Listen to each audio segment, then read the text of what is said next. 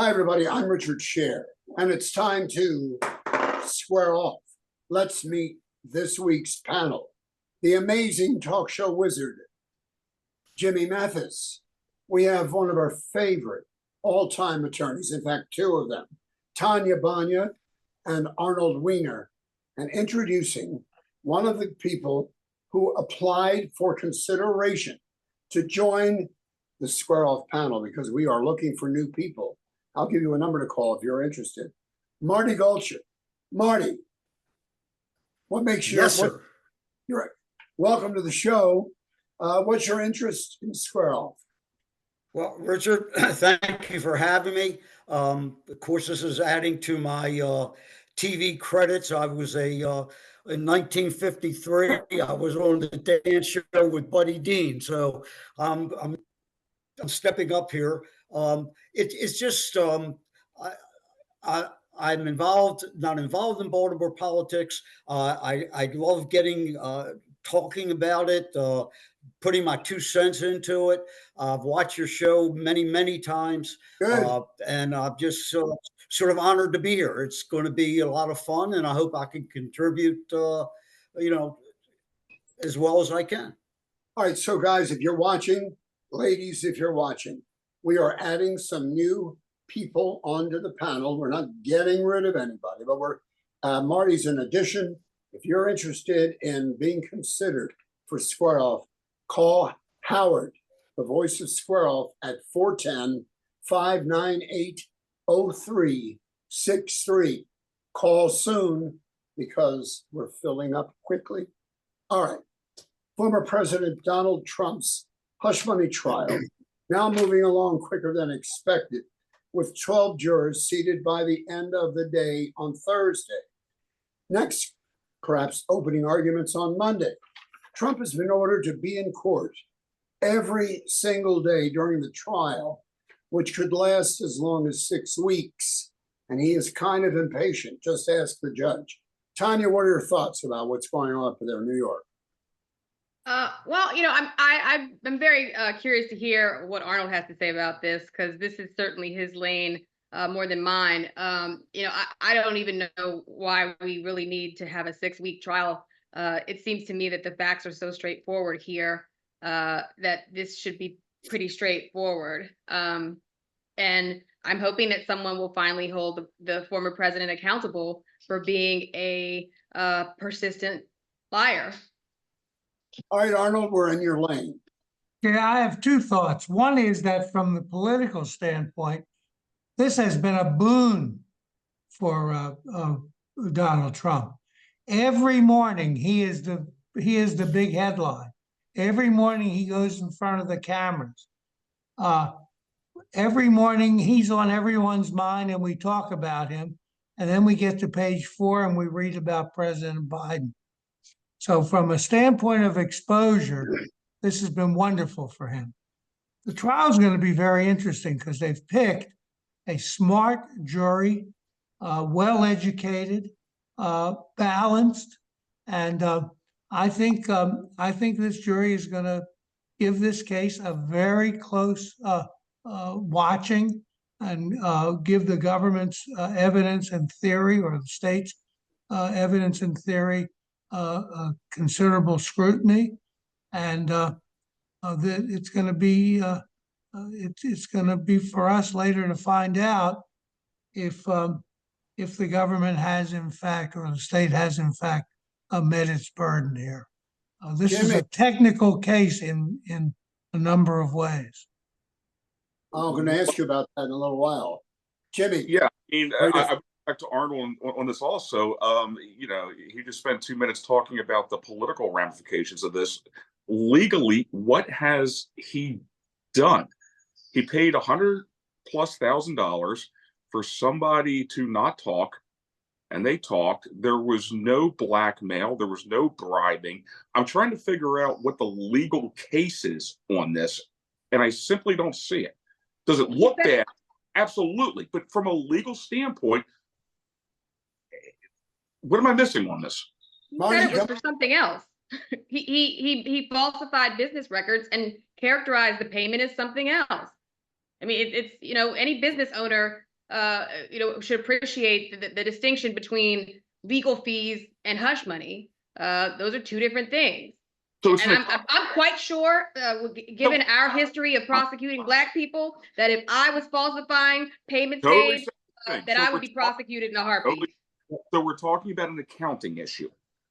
I mean, at the end of the day, is that what all this is about? It's an accounting issue. No, it's another instance of him trying to hide facts. And under the government's theory, he tried to hide these facts and paid out this hidden money for the purpose of influencing the election. Now, it's a whether the jury will make that connection remains to be seen. But the theory is not unheard of. It was tried once before, not successfully, in the case of Senator Edwards. But the theory is a sound legal theory, but one which is difficult to prove. All right, we need to get to Marty Goldscher. Jimmy, let's hear from Marty. Come on in, Marty. Well, I think my conservative friends aren't going to like what I have to say, but I voted for the guy 2 times. Not likely to vote for him again. I believe he has a very dangerous, deliberate, cult-like agenda. I believe if he is elected, and there is a good chance that he will be elected, he has no intention of leaving after his term. Donald Trump, I believe, could have been a good president, but Donald Trump does not want to be president. He wants to be the ruler. There's a distinct difference. It's very dangerous. All of these suits that are being brought against Donald Trump, he loves this. This only goes to strengthen his base, and it strengthens his position as this cult leader. So this is a very dangerous situation. We're playing right into his hands in that we're giving him all this publicity, and yes, Richard. No, don't. I'm just letting you know that I'm ready to speak after you're done. I didn't know you could see me. I have no idea what. And again, these trials mean nothing. Again, the suit that's being brought against him for falsifying the valuations on his properties to obtain loans. That doesn't mean anything, because a bank is going to do their own due diligence as to whether or not they want to make this loan. So this is all BS as far as I'm concerned. Judge, this is playing right into his hands, etc. 1 second, Arnie, 1 second. Judge Juan Merchant has ordered the media not to report at all on where the jurors have worked, where they live. Don't reveal any information about those who will sit in judgment of the former president. Arnold, this is going to be a problem with the jury. And of course, Trump has been admonished at least 7 times by the judge. And could he end up in jail? Well, it's to be an anonymous jury. And the judge, if he had wanted to, could have questioned these jurors about the identifying information in a closed hearing in which the press would not have been invited, and he could have kept it in a sealed record. What the judge has tried to do is keep the trial as open as possible, and that ended up being exploited. Unfortunately, it was exploited by Trump. And so that's what's resulted in this rather unusual order. But this kind of an order would never even have been thought of had he handled it in a way in which the public would have got even less information. Next week, next Tuesday, I believe it is, the court is going to consider 9 instances in which Donald Trump is alleged to have violated the gag order. And that's going to be a very interesting hearing. I think the expectation that he'll be put in jail is going to be disappointing for those who hold that expectation. But I would expect him to be tough on Trump. Now, from Trump's standpoint, there is something to be said about the fact that the witnesses against him are showing up in advance of the trial and going on TV and telling their story.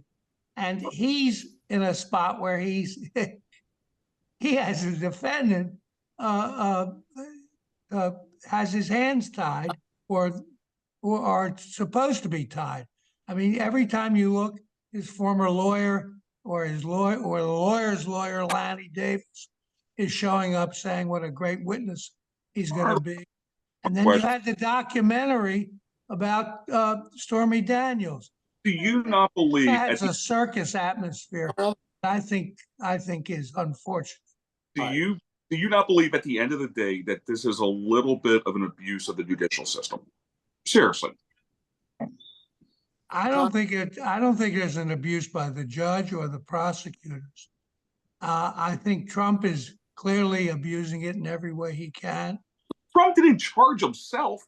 And I think that the witnesses there should have been some way of keeping the witnesses quiet on the eve of trial. I think that's really that part is abusive. Tonya, you're muted. Tonya, you're muted. Unmute. Sorry. I'm saying I can't help but snicker when just within the last few days, Ken Ravenel's last appeal to the Supreme Court was denied, and a good man who did nothing wrong will have to report to a lockup facility. I can't help but snicker when Marilyn Mosby was prosecuted. I can't help but snicker when Catherine Pugh was prosecuted, and meanwhile the people who bribed her, none of them have been prosecuted. Look, I'm not a this for that kind of person, but when we always enforce the rules, and it seems like it's, rules is the theory when the defendants are Black, and we're willing to overlook little white lies when the liars are white, I have a real problem with that. I have publicly defended Catherine Pugh and Marilyn Mosby, and I agree with you 1,000%. And I agree with you 1,000%. Okay, completely unfair and also abuse of the system. No question about it. Okay, I have defended that time and time and time. I'm not sure the racial aspect of it. At least with Mosby, I think it was she just didn't really play nice in the sandbox, and when there was a chink in the armor, they came after her. But I agree with you 1,000% on all those examples. But you say tit for tat, it is a tit for tat, right? And look, Tonya, I believe that you're an ethical, honest person, right? So the same reasons why you're indignant about those examples, you should be about this Trump thing. All right, guys, listen up. We have to stop. We want to get to a lot of local politics, and we'll do that right after you hear from the voice of Square Off, Howard Mallison. Howard? Thanks, Rich. Richard and I are proud to represent the law firm of Barry Glazer. Barry always goes that extra mile for his clients, whether it's been a personal injury, medical malpractice, or nursing home neglect. Barry and his staff, that includes an in-house doctor and nurse, make no apologies for getting top dollar from the insurance companies. His clients are his best advertising. So next time you need a lawyer, give Barry Glazer a call at 410-547-8568. Barry gets results. Tell him Richard Sher sent you. Absolutely. And for special occasions, group get-togethers, or just date night, Pappas restaurants and sports bars belong on the top of your list. Enjoy their award-winning crab cake, or as Richard calls it, Richard? Fab cakes. They are fab cake. Fab cakes. Thank you. And a great selection of steaks, seafoods, and other mouth-watering treats. Pappas is Oprah's favorite, and they ship their crab cakes all over the country. 4 locations, including their newest sports bar and restaurant in Bel Air. Pappas food, service, and atmosphere are second to none. Now back to you, Richard. All right, don't forget, by the way, call Howard if you want to try it out for Square Off. What's your number again, Howard? It's 410. Good. Very good, Howard. 410-598-0363. 410-598-0363. So the four major Democratic candidates running for mayor of Baltimore squared off in a debate at Morgan State University Wednesday evening. There was attorney and former prosecutor Thiru Vignarajah, former mayor, this is left to right on your TV screen at that time, former Mayor Sheila Dixon, incumbent Mayor Brandon Scott, and businessman Bob Wallace. In a late poll done for the Baltimore Sun, the University of Baltimore, and Fox 45, Brandon Scott got 39% of the vote, Sheila Dixon 35%, Thiru Vignarajah 10%, and Bob Wallace 4%. The Scott-Dixon margin of error, plus or minus 4.3. So it's very close indeed as we head toward the May 14th primary. Who wants to speak up? I think this is Sheila's to lose. I think those polls are off. It's right within the margin of error. I just think it's Sheila's to lose this time. All right, Marty, come in. You raised your hand. Yeah, in my opinion, it would be pathetic if Sheila Dixon won this election. Look, she was found guilty of embezzlement. She stole the gift cards that were donated to the city for charitable purposes. Spent them on her family and herself. Some of the perjury charges were dropped against her. She served some probation, but the worst part was her apology. And she apologized in an article in the Baltimore Sun recently that was published, stressing that her conviction was but a misdemeanor offense. And that's the problem, and more reason not to vote for her, that stressing that it was a misdemeanor. It was stealing, period. And I just, she's not, I don't think should be. I'm hoping that she doesn't get voted in as the mayor of Baltimore. Let's not do it because you're new. Let's not endorse candidates. Let's just discuss the debate or the four candidates as they're separated. Jimmy, you're smiling. Why? Well, look, I'm smiling because I'm the one Republican on the show that's defending Sheila Dixon. Going back to William Donald Schaefer, I believe she's probably one of the best mayors that we've had in the city. I'm a little biased.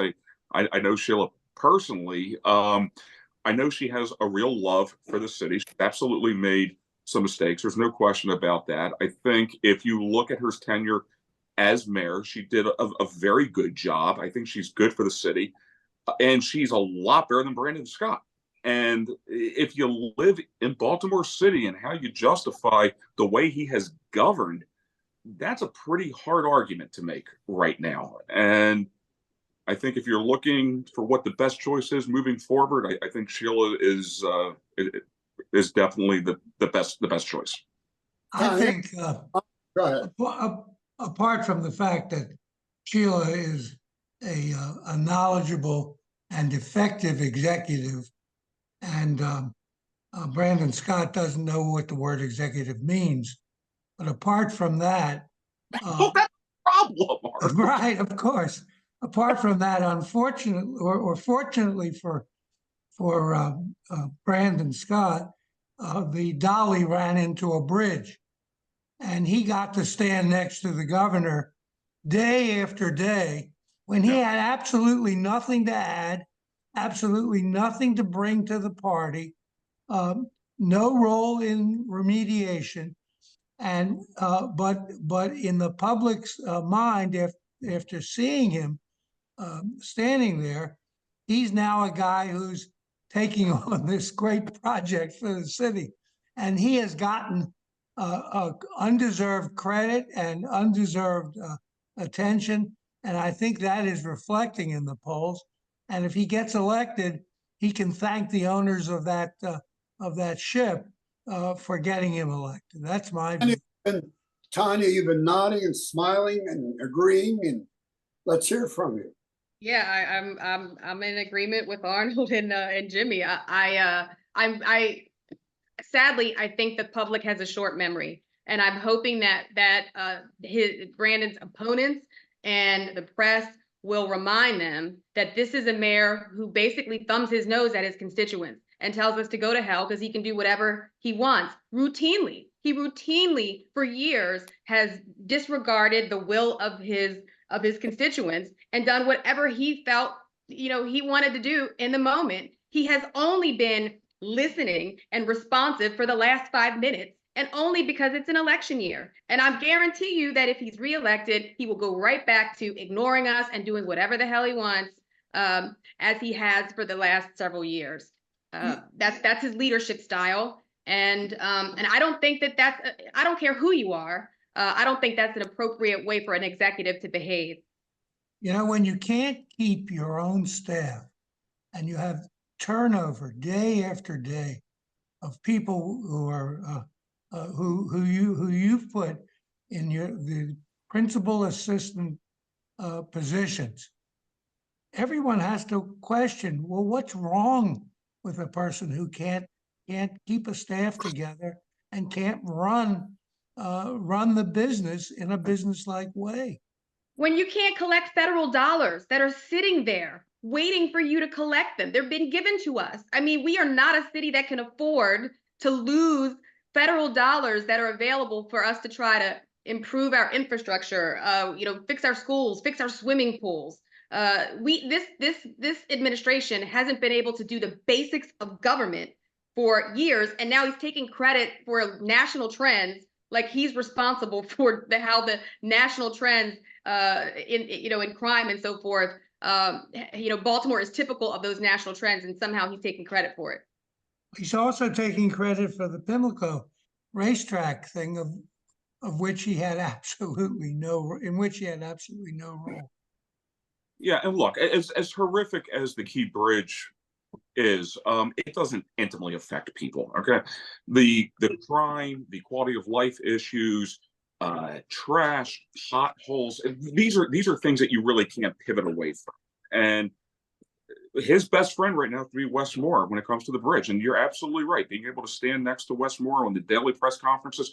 But when it comes to why you're going to pull the lever and vote for somebody or not show up at all, I don't see that getting him across the finish line. And yeah, Pimlico, look, I love horse racing more than anybody. I'm intimately involved in the sport. I've owned race horses. When I had the radio show, I did the show from Pimlico every year. I go to the Kentucky Derby every year.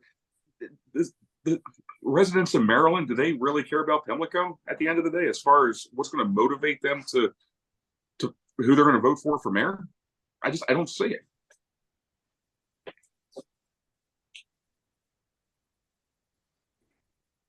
Uh-oh.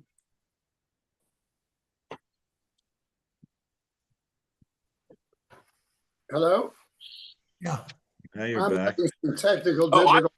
I can keep going, Richard. I the, was waiting for the gavel to come out. the shame too is that Theroux keeps injecting himself in the position of spoiler. At some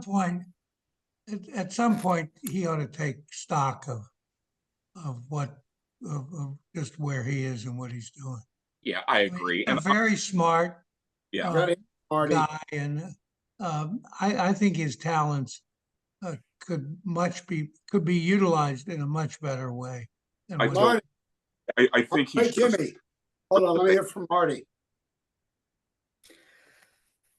Look, Brandon Scott is his disapproval rating is, for some reason, is I guess in the high 50s at this point. If the election were held today, it's my understanding that it's going to be very close. I think that Brandon Scott's running on the fact that he believes he's done very well in curbing the crime situation in the city, but I also believe that he's fudged those numbers a little bit. Baltimore is still probably 8 or 9 times the national average in major crimes, and I think that's the factor. I mean, who is going to solve that problem? That's the problem. That's the major problem as I see it now in our city. We're going to jump up to City Council President. We're running short on time. Howard, give us a couple of commercials and we'll be right back to this local election look. Go ahead. You got it, Rich. You know, the way some people drive these days, auto accidents are on the rise. If you've ever been out on the Beltway and you see these people squeezing in and out, it's a mess.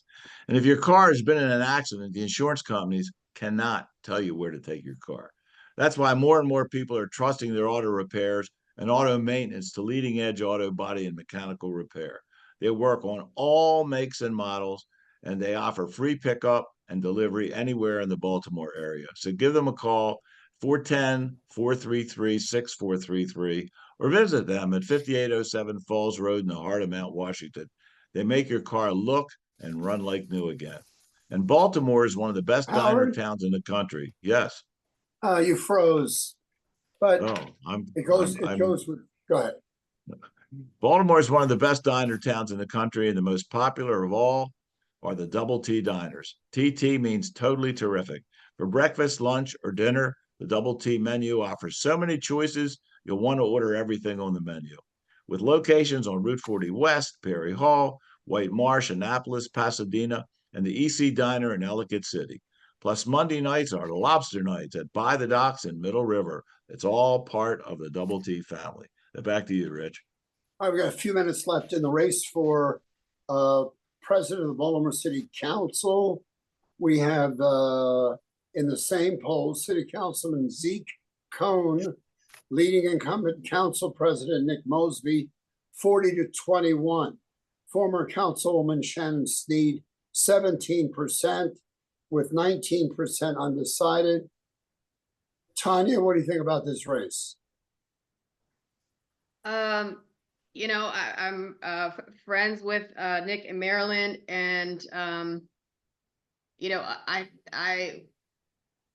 think that with her prosecution, I think that it was inevitable that Nick was going to take a serious hit for a variety of reasons, and I know that Nick really cares about the city, and that's really all I have to say. That's all I have to say about it. Yeah. Yeah, the race looks like the race looks like a no-brainer at this point. Again, it's 40-21. There's a very large racial divide among the voters. I think Cohen has got something like 60% against Mosby at 9% with among the white voters. The African American voters, which is interesting, Mosby is. Cohn is leading Mosby by a couple points there. Again, I think Mosby took a hit that probably wasn't necessary, but he did, and that's what the people were seeing. I think Cohn's popularity is a factor that could lift Sheila in this race. I think Cohn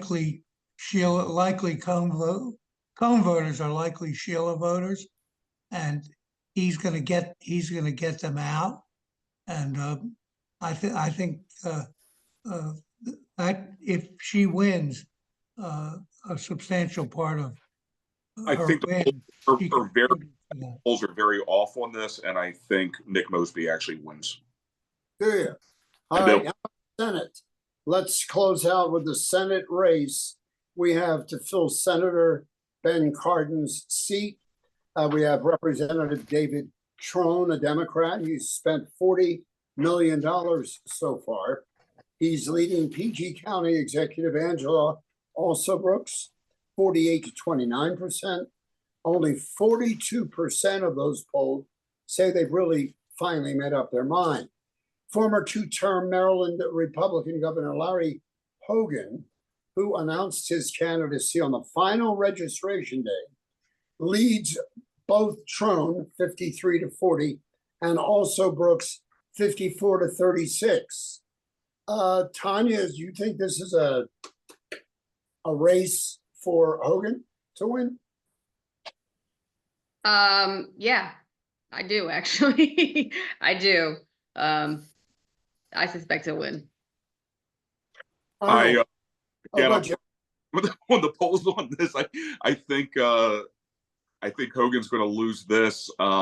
Republicans really don't like him, and I don't think Democrats like him as much as everybody thinks that they do. Look, he was the lesser of two evils during his 8 years as governor. I don't see Democrats rallying around him, and I don't see Republicans showing up for him. Arnie? That's going to be a very interesting race when he runs against Trump, because Trump is a much more difficult candidate for him than he's had in the past. I think it's kind of a shame, though, that also Brooks is not more competitive. She was a very effective state's attorney. She's been a very effective county executive, and I'm disappointed that it wasn't a better race with Trump. All right, let me say this. We have run over our allotted time. Marty Goldscher, good to have you with us. Jimmy Mathis, of course, the amazing Tonya Bana, and Arnie Weiner, of course, one of the old Teps from the University of Maryland. A Tep, but I still love the guy. All right, again, you're interested in joining Square Off's panel. This is the last time we're going to make this offer. Call Howard Mallison at 410-598-0363. Call now, leave your information on his voicemail. Have a safe weekend, a good week. Keep your eye on the trial in New York, and we'll see you next time when once again we square off. Bye-bye, everybody. Bye-bye.